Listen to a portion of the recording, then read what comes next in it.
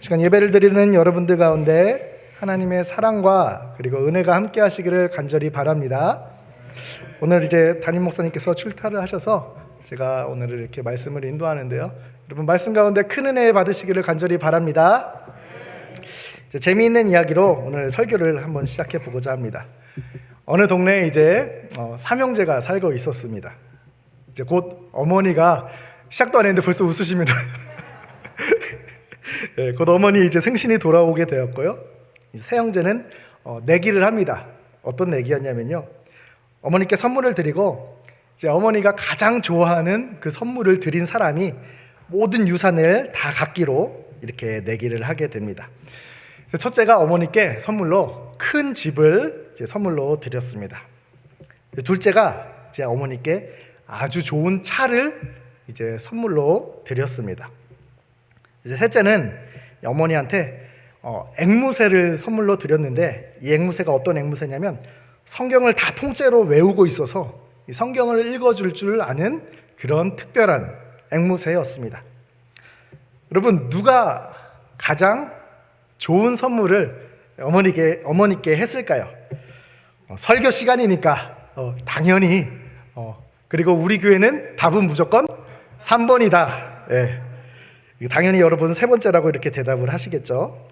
어머니도 이제 세 번째라고 이렇게 대답을 하셨지만 우리가 알고 있는 그 이유와는, 예상하고 있는 이유와는 조금 다른 이유가 있었습니다. 이제 며칠이 지나고 나서 이제 가족들이 다 같이 이렇게 모이게 되었고요. 이제 어머니가 선물에 대해서 이야기를 꺼내게 됩니다. 먼저 이렇게 첫째에게 이야기를 합니다. 첫째야, 내가 사준 집이 참 좋고 큰 집이긴 하지만 집이 너무 커서 혼자 청소를 하기가 너무 어렵구나 라고 이야기를 합니다. 다음으로 둘째에게 말했습니다. 둘째야, 내가 사준 차가 비싸고 또 좋은 차기는 한데 내가 나이가 많아서 운전을 할 수가 없구나 라고 이렇게 이야기를 합니다. 이제 마지막으로 셋째에게 이렇게 이야기를 했습니다. 셋째야, 통닭이 너무 맛있더구나. 몇몇 분들 집에 가서 웃으실 거는 아니겠죠? 자, 성경을 통째로 외우고 있는 이 특별한 앵무새를 통닭인 줄 알고 그냥 요리해서 먹어버렸으니 이 앵무새의 사용처를 완전히 잘못 사용했던 것입니다. 그런데 여러분, 이 예화가 왜 재미있는 그런 예화였을까요? 이 이야기에는 반전이 있었기 때문입니다. 만약에 우리가 다 그냥 예상하는 그대로 이 앵무새가 성경을 읽어주니까 설교 시간에 이 예화를 말하는 건 당연히 그 이유 때문일 거야, 그래서 좋다고 라고 했었다면 이 이야기는 그냥 재미없는 그런 이야기였을 겁니다. 근데 이 이야기에 약간의 이런 반전이 들어가니까 이제 재미가 있었던 겁니다. 여러분 스포츠 좋아하시죠? 예전에 지난 월드컵 때에도 교회에 모여서 이렇게 스포츠를 봤는데 축구를 좋아하시는 분들이 꽤나 많이 있더라고요. 스포츠에도 오늘 이 말씀의 반전 혹은 역전의 이야기가 들어가야 그 스포츠가 참 재미있습니다. 제가 이제 03학번이거든요. 대학교를 03년도에 갔는데 이 03학번들은 참 어떻게 보면 불쌍한 그런 학번이에요. 왜냐하면 고3 때 2002 한일 월드컵이 개최되었기 때문입니다. 그 당시에 이제 한국에 계셨던 분들은 이제 기억하실지 모르겠는데 진짜 한국 전체가 붉은색으로 이렇게 물들어 있었습니다. 그래서 레드 데블즈, 다들 빨간색 옷을 입고서 막 응원을 하고 막 이길 때마다 길거리에서 모르는 사람들하고 막 부둥켜 안고 막 엄청 기뻐했던 그런 적이 있었습니다. 근데 이제 제가 말씀드렸다시피 그때 당시 저는 고3이라서 모든 사람이 다 이렇게 거리 나가서 시합을 보는데 저는 단 한 번도 거리에 나가 본 적이 없었습니다. 당시에 방학 때로 제가 기억을 하는데 저희 학교는 이제 방학 때 학교에 자습하러 이렇게 학교에 갔었어야 됩니다. 심지어 이제 우리나라 시합이 있을 때도 선생님들이 학교에 안 나오면 큰일 난다 라고 하셔서 학교에 갔는데 그런 선생님들조차도 학생들 자습하라고 하고 자기들끼리는 저기 교무실에 모여서 이제 시합을 보고 있는 겁니다. 근데 여러분, 저희라고 안 볼 수가 없지 않겠습니까? 그래서 선생님들 몰래 문 앞에 이제 돌아가면서 이렇게 망을 보고요. 앞에 있는 TV로 몰래 이제 시합을 봤었습니다. 근데 이렇게 몰래 보는데 우리나라가 골을 딱 넣는 그 순간 정말 그 온 학교가 떠나가라 함성이 났었던 겁니다. 그러니까 저희 반만 몰래 봤던 게 아니고 다른 반 모두가 다 함께 이렇게 시합을 봤었던 겁니다. 아마도 선생님들도 알면서 모른 척 해줬었던 것 같습니다. 여러분, 그 중에 아직도 기억나는 시합이 있어요. 뭐냐면 이탈리아전, 여러분 기억하실 것 같습니다. 당시에 최강의 국가였던 이탈리아였는데 우리가 그 이탈리아를 이긴 것도 정말 굉장하지만 그 내용을 봐도요, 막 지고 있었거든요, 우리나라가. 근데 끝나기 바로 직전에 동점골을 넣어서 이제 연장전으로 들어갔습니다. 그래서 그 연장전에서도 마지막에 한 골을 딱 넣어서 우리나라가 역전승을 했었던 겁니다. 와, 여러분 그때 얼마나 짜릿하고 기뻤는지 아마 기억하시는 분들도 다 있었을 것입니다. 만약에 우리가 축구로는 이름도 없는 그 나라하고 붙어가지고 막 10대 0으로 압도적으로 이렇게 승리를 거두었다면 여러분, 그 시합을 우리가 이렇게까지 기억을 했겠습니까? 이 스포츠 시합에 이런 역전승만큼 그런 짜릿한 그런 경기는 없을 겁니다. 여러분, 지금도 복싱 선수라고 하면 홍수환 선수가 기억나실 겁니다. 저는 시합을 본 적은 없었는데 많은 사람들이 하도 이야기를 해서 저도 알고 있습니다. 사전 오기 4번 다운돼서 이제는 다 졌다라고 생각할 때 그 5번째 일어나서 KO를 딱 했는데, 와, 이렇게 역전승한 선수이기에 더욱더 기억에 남는 그런 선수였던 것 같습니다. 우리가 성경에 보면은 이런 역전의 이야기가 굉장히 많이 등장합니다. 누가복음 6장 20절 말씀에 보면요, 가난한 자는 복이 있나니 하나님의 나라가 너희의 것이 된다 라고 이렇게 말씀하셨고, 줄인 자는 배부를 것이고 우는 자는 웃을 것이고 또 미움을 받고 욕을 먹을 때에도 복이 있을 것이다 라고 하나님 이렇게 말씀하셨습니다. 또 예수님께서 반대로 배부른 자는 줄일 것이고 웃는 자는 애통할 것이다 라고 이렇게 역전의 이야기 예수님께서 말씀하셨습니다. 또한 예수님의 구원 사역도 마찬가지입니다. 사탄이 하나님을 방해하기 위해서 예수님을 십자가에 달려 죽게 하셨습니다. 이제 마귀는 우리가 이겼다, 우리가 승리했다 라면서 이렇게 기뻐했겠지만 예수님께서 부활하심으로 이 상황을 완전히 역전시켜 버리셨던 것입니다. 이 구원 사역이 완성된 것입니다. 성경에 나오는 인물들도 다 마찬가지입니다. 다윗과 다니엘, 또 많은 사람들의 이야기가 이 역전의 이야기이고, 또 예수님께서 예로 드셨던 부자와 나사로의 이야기도 역시 역전의 이야기입니다. 우리가 오늘 본문의 말씀을 읽었는데요, 오늘 본문에 나오는 주인공 요셉의 이야기도 역시 역전의 이야기입니다. 여러분, 이 요셉은 어땠습니까? 아버지 야곱이 가장 사랑했던 라헬의 또 가장 사랑했던 아들이었는데, 특히 12명의 형제들 가운데서도 가장 이쁨을 받았던 그런 사람이었습니다. 얼마나 이쁨을 받았는지, 사랑을 받았는지 요셉에게만 유독 채색 옷을 입혔습니다. 여기 채색 옷이라는 말은 그냥 이쁜 옷을 입었다 이 말이 아니고요, 아버지의 대를 이어서 다른 사람을 잘 다스리는 사람, 그러니까 후계자로 낙점받았다라는 그런 이야기입니다. 근데 형들의 시기로 인해서 오늘 종으로 팔려갔고, 심지어 죄수로 이 감옥에 갇히기도 했었던 사람입니다. 그러니까 이 요셉의 삶이 정말 이 나락으로 빠지는 것 같아 보였지만 그 삶이 정말 완전히 역전되어서 이 애굽의 총리, 그러니까 최고의 나라의 2인자가 되었던 그런 요셉이었던 것입니다. 여러분, 그렇다면 이 요셉이 어떻게 해서 이러한 역전의 은혜를 체험했었던 것일까요? 오늘 말씀을 통해서 여러분들 역시 이 역전의 은혜를 체험하는 그런 시간이 되기를 간절히 바랍니다.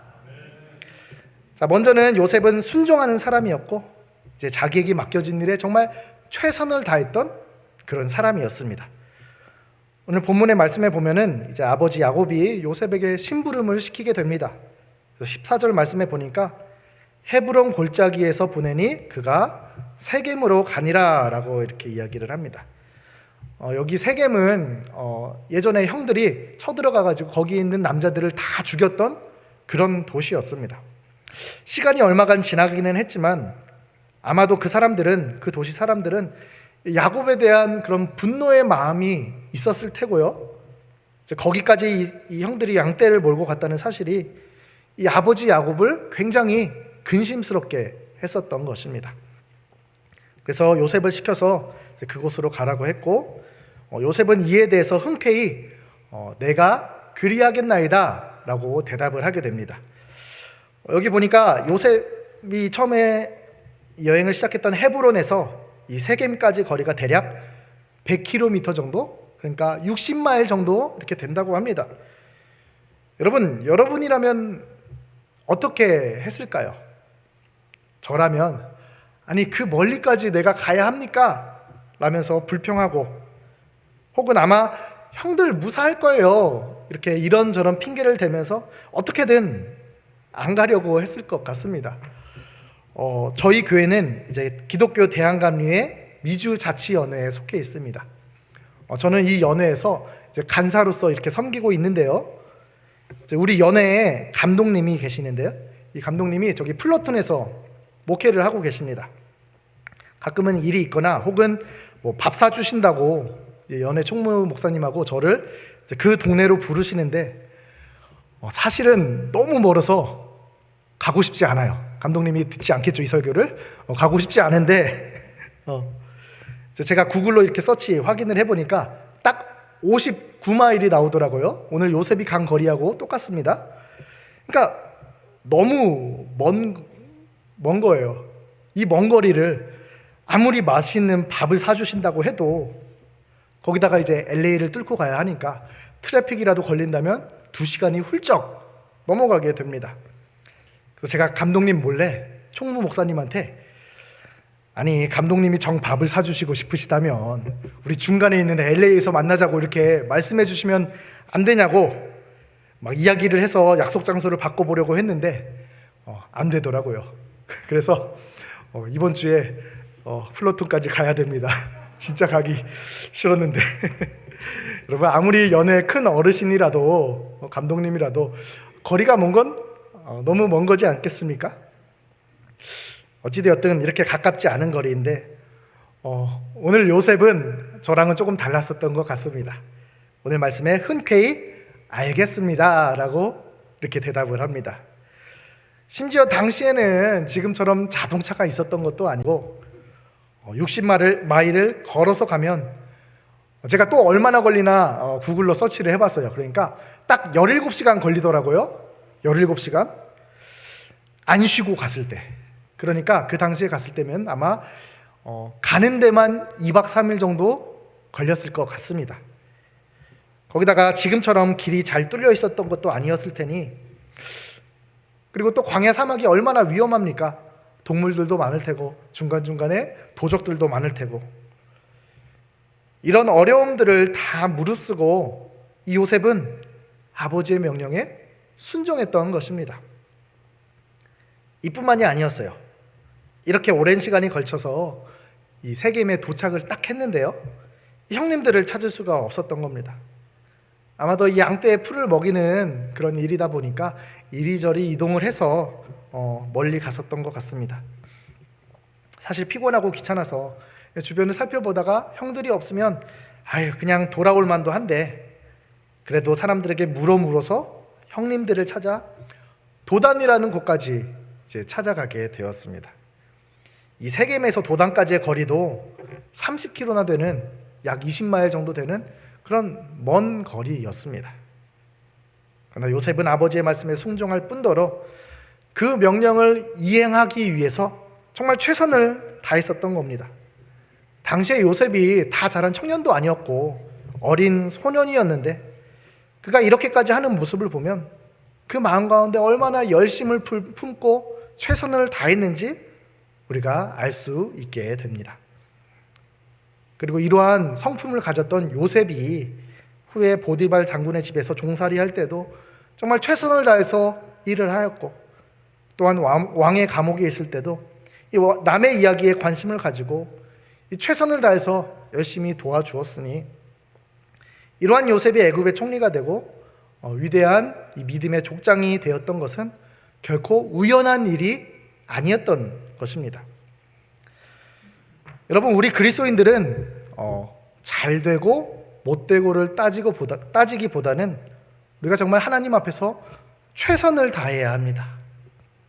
그리고 우리가 최선을 다해서 하나님의 말씀에 순종하며, 그리고 그 말씀을 이루는 삶을 살아갈 때 하나님께서 우리를 통해서 일하시는 것입니다. 여러분, 우리가 열심을 다하지 않으면서, 예를 들어서 공부 하나도 하지 않으면서 그냥 하나님이 시험 성적 잘 나오게 해주시겠지, 이렇게 생각을 한다면 정말 잘못된 믿음이에요. 내가 최선을 다해서 생활하고 정말 최선을 다해서 하나님의 말씀대로 그렇게 살아가려 노력했다면 그 결과가 좋건 좋지 않건 하나님께서는 우리의 그러한 삶을 참으로 기뻐하실 겁니다. 그리고 아버지 되신 이 하나님께서 자녀된 우리를 선한 길로 또 그렇게 인도해 주시지 않겠습니까? 여러분, 여호수아를 보면요, 모세의 종으로 4년도 아니고요, 무려 40년간 충성되게 섬겼습니다. 그가 이렇게 최선을 다해서 모세를 섬겼을 때 후에 이스라엘의 온 백성의 지도자로서의 그 사명을 잘 감당할 수 있었던 것입니다. 다윗도 사울의 시종이었는데 정말 최선을 다해서 순종했을 때 이스라엘의 가장 위대한 왕이 될 수 있었던 겁니다. 여러분, 우리가 이 코로나의 어려운 시국에서 사실은 우리가 많은 것을 할 수는 없습니다. 그러나 여러분, 우리에게 맡겨진 이 작은 일에서부터 순종하며 우리가 정말 최선을 다한다면 하나님께서 이를 통해서 우리에게 있는 이 어려운 상황들을 정말 역전시켜 주실 줄로 믿습니다. 말씀대로 살아가려고 우리가 정말 최선을 다하고, 그리고 또 열심히 예배드리고, 또 각자의 삶의 자리에서 우리 하나님의 영광을 위해서 할 수 있는 것에 정말 최선을 다함으로 하나님께서 여러분들을 통해서 크게 일하시게 되실 줄로 믿습니다. 아멘. 또한 이제 요셉은 이 고난을 통해서 성장하는 그런 사람이었습니다. 우리가 함께 읽지는 않았지만 오늘 본문 바로 다음 부분에 이제 요셉을 시기했던 형들이 이렇게 찾아온 요셉을 애굽 상인에게 팔아버리는 그런 장면이 등장합니다. 사실 몇몇 형들은 이 요셉을 죽이자라고 이렇게 이야기를 했지만 다행히도 은 20개에 팔기로 결정을 합니다.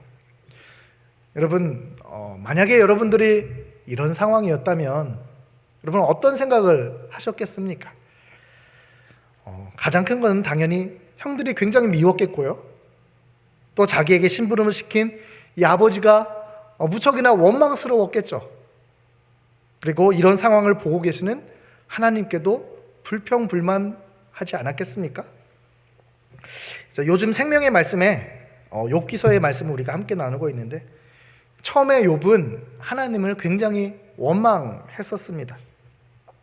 아니, 하나님의 말씀대로 내가 의인의 모습으로 그렇게 열심히 살았는데 가족도 잃고 재산도 잃고 또 건강도 다 잃은 이런 상황에서 지금 친구라고 찾아온 저 세 사람이 나를 저렇게도 정죄하고 있으니 참 힘든 시기를 지내고 있습니다. 그럼에도 후에 그가 믿음을 잃지 않고 말하기를 내가 가는 길을 그가 아시나니 그가 나를 단련한 후에는 내가 순금같이 되어 나오리라 라고 말씀했습니다. 여러분, 금이 풀무질과 망치질을 통해서 100% 순금이 될 수 있듯이 지금 당하는 이 고난이 자신을 연단하여서 더욱더 굳건한 믿음을 가지게 한다라는 그런 믿음의 고백인 것입니다. 이 욥이 이 고난 가운데 이렇게 성장하게 된 것입니다.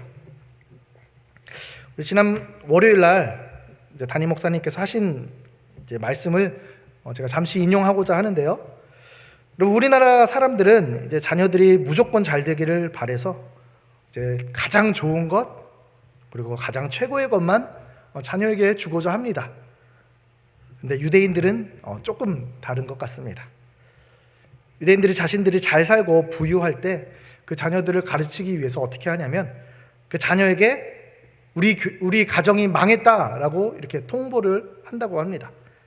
그래서 그냥 통보가 아니라 정말 집이 망한 것 같이 집을 이사를 가고요, 학교도 전학 가고 정말 모든 삶의 이 패턴을 바꿔놓는 겁니다. 그래서 아이가 그런 절망적인 상황을 통해서 삶의 교훈을 배우고 또 어려움을 극복하는 그런 방법을 배운다라는 그런 이야기입니다. 여러분, 애벌레가 나비가 되는 과정 여러분 다 아실 겁니다. 알에서 태어나서 약 25일간 4번의 이제 탈피 과정을 거쳐서 큰 누에가 되고 이제 씨를 뽑아서 누에 고치가 됩니다. 그리고 그 고치 안에서 일주일간 있는데 일주일 후에 이제 고치를 찢고 나비가 되어서 날아가는 겁니다. 나비가 이 고치를 찢고 나올 때 그 좁은 틈을 찢고 통과하려고 몸부림을 치게 되고 이제 거기에서 날개의 힘을 얻어 힘차게 날아가게 되는 겁니다. 근데 한 곤충학자가 그것을 관찰하다가 이 나비가 고치에서 나오기 쉽게 이렇게 가위로 살짝 잘라 주었다고 합니다. 그랬더니 이 나비가 쉽게 고치를 찢고 나왔지만 이 날개에 힘이 없어서 날지도 못하고 땅바닥을 버둥거리다가 얼마 지나지 않아서 죽어버렸다는 겁니다. 이 고치를 찢고 나오면서 이렇게 발버둥을 쳤을 때 그때 이제 날개에 있는 혈관으로 충분한 양의 혈액이 공급되어서 이 날개가 튼튼해져서 평생을 이제 마음대로 날아다닐 수 있게 되는 것인데, 이 과정을 다 생략해 버렸으니 그 나비도 죽게 되는 것입니다. 여러분, 이 유례 없는 이 팬데믹이라는 이 위기 앞에서 정말 외롭고 또 미래가 어두워 보이고 또 근심과 걱정 가운데 있는 분들이 있는 줄로 압니다. 그러나 여러분, 이 고난 뒤에 있는 이 승리의 멸관을 여러분 바라보시기를 바랍니다. 정말 하나님은 우리가 낭망하여서 쓰러지고 그리고 엎드려 있는 그것을 바라는 분이 아닙니다. 여러분, 우리가 이 어려움을 정말 믿음으로 극복하고 우리가 하나님께로 한 걸음 나아가기를 바라시는 분이 바로 하나님 아니시겠습니까? 여러분, 이 고난의 때를 통해서 정말 우리의 신앙이 더욱더 성숙해지고 또 믿음이 굳건해지게 되시기를 간절히 바랍니다. 여러분, 이를 통해서 여러분들의 삶에 하나님의 뜻이 이루어지고 또 이 하나님의 뜻대로 온전한 그 역전의 은혜가 여러분들 삶 가운데 이루어지게 되시기를 주님의 이름으로 간절히 축원합니다. 그리고 마지막으로 요셉은 이제 하나님의 뜻에 따라 이제 살아가고자 무던히도 노력했던 그런 사람이었습니다. 요셉은 이제 보디발의 아내가 자신을 유혹했을 때 나는 하나님 앞에서 죄를 지을 수 없다 라면서 그 유혹을 뿌리쳤었고, 또 감옥에서 꿈을 해석해 줄 때도 그 해석은 하나님께 있다, 그러니까 하나님의 말씀에 따라서 그 말씀을 해석했습니다. 또 당시에 살아있는 그 신이었던 이 애굽의 왕 바로 앞에서도 하나님께서 왕의 꿈을 해석하셨다라면서 이 하나님을 높이며 그리고 하나님의 뜻을 쫓았었고, 나중에 요셉이 이제 애굽의 총리가 되어서 형들이 그곳에 찾아왔을 때 이제 이 모든 것은 하나님의 뜻 가운데서 일어난 일이다라고 이렇게 고백을 합니다. 아마도 요셉은 어려서부터 아버지 야곱으로부터 하나님께서 자신들을 통해 큰 민족을 이루실 것이란 이 이야기를 굉장히 많이 들었을 테고요. 아마 지금 벌어지고 있는 이 일들, 또 후에 있을 고난의 상황들이 다 하나님의 계획대로 또 하나님의 뜻대로 이루어지고 있는 것이란 그 사실을 알았습니다. 그래서 그 하나님의 뜻을 찾으려고 노력했고 그 하나님의 뜻대로 행하려고 노력했었고, 또 고난 가운데서 일하시는 그 하나님을 신뢰하며 하나님의 뜻과 계획을 찾고자 그렇게 노력했었던 것입니다. 그렇다면 여러분, 우리가 어떠한 노력을 해야지 그 하나님의 뜻을 우리가 찾아볼 수 있을까요?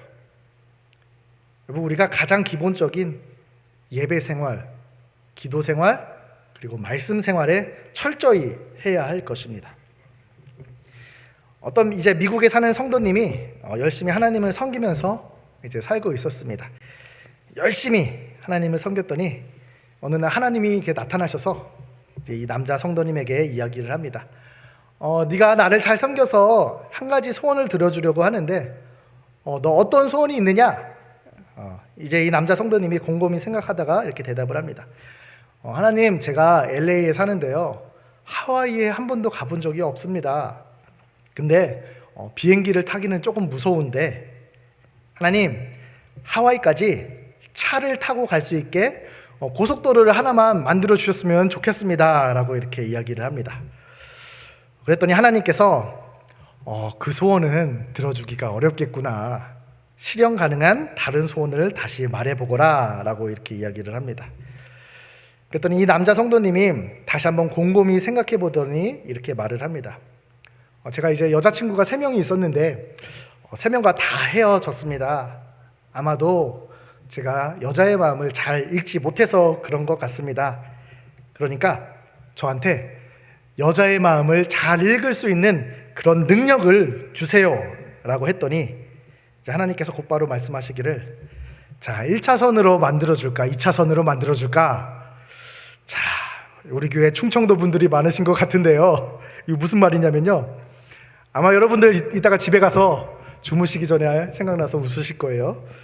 여자의 마음을 읽는 것이 이 LA에서 하와이까지 고속도로를 만든 것보다 더 어렵다라는 그런 이야기로 1차선으로 고속도로를 만들어줄까 2차선으로 만들어줄까 라고 이렇게 이야기를 했답니다. 여러분, 특히 남자분들 어떻게 아멘이십니까? 어떻게 여자분들의 마음을 읽기가 쉽지가 않습니다. 물론 여자분들도 남자분들의 마음을 읽기가 참 단순한 것 같으면서도 어렵습니다. 인간의 마음을 읽기가 이렇게 쉬운 일이 절대 아니에요. 근데 여러분, 이렇게 사람의 마음을 읽기가 쉽지가 않은데요, 우리가 예배에 소홀히 하고 말씀 생활과 기도 생활에 소홀히 하면서 우리가 하나님의 마음을 헤아리기는 참 어렵습니다. 우리가요, 고난 중에 하나님의 음성을 듣고 그 말씀으로 고난을 이겨서 우리의 삶 가운데 일하시는 그 하나님을 체험해야 하는데, 평소에 우리가 말씀 생활과 또 기도 생활이 훈련되어 있지 않으면 이 고난이 우리 삶 가운데 갑자기 닥쳐왔을 때 우리가 그냥 무너져 버리게 되고 맙니다. 우리 사랑하는 벨리 주하나 교회 성도 여러분, 우리가 인생을 살다 보면요, 정말 잘 될 때도 있지만 힘들고 어려울 때도 있습니다. 누가 이런 전 세계적인 팬데믹 상황이 올 줄 알았겠습니까? 근데 이 모든 일들을 통해서 하나님께서 일하심을 신뢰하고 정말 우리가 최선을 다한다면, 여러분, 우리가 정말 이 어려움들을 이겨내고 그리고 성장할 수 있게 되지 않겠습니까? 정말 우리가 이 하나님의 역전의 은혜를 체험할 수 있게 되는 것입니다. 여러분, 이제 벌써 한 해가 다 지나가고 이제 다음 주는 추수감사절입니다. 오늘 이제 주보의 칼럼에도 적혀 있지만 이 미국으로 넘어온 이 청교도인들이 풍요로움 가운데서 감사의 절기를 지켰던 것이 아닙니다. 이 첫 해의 수확이 아주 적었고 그리고 굉장히 어려웠지만 그래도 그 가운데 하나님께 감사하며 즐거이 지냈던 그런 절기였습니다. 우리의 삶의 모습과 또 형편도 지금은 이 팬데믹이라는 고난 가운데 있지만, 여러분, 이 감사 절기를 통해서 정말 우리의 삶이 역전되는 그런 큰 은혜가 있기를 간절히 바랍니다. 여러분, 정말 우리에게 주어진 일에 최선을 다하고 또 고난 가운데 일하시는 이 하나님을 신뢰하며 그래서 성장하고 또 말씀과 예배에 우리가 최선을 다하고 열심을 다함으로 오늘 말씀의 이 요셉과 같이 크신 하나님의 이 역전의 은혜를 누리는 그런 여러분들 다 되시기를 주님의 이름으로 간절히 축원합니다. 기도하시겠습니다. 사랑과 은혜의 주님, 우리를 벨리 주하나 교회 성도로 묶어주시고 거룩한 주일에 함께 예배를 드리게 하시니 감사를 드립니다. 힘들고 어려운 고난 가운데서도 우리에게 역전의 은혜를 허락하시는 주님을 바라보며 우리가 힘을 얻게 하여 주옵소서.